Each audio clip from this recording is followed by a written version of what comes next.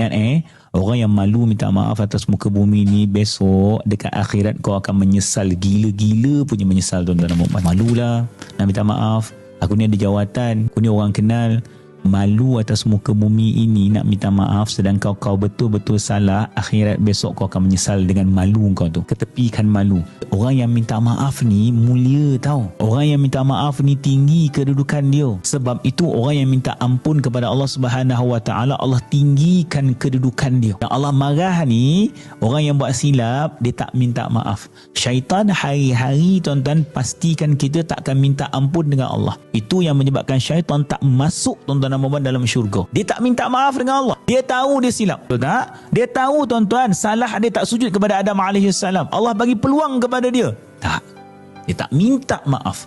Orang yang tak minta maaf atas muka bumi ni, tu serang saya kata korang akan jadi orang yang menyesal. Jadi jangan malu. Faham? Minta maaf kat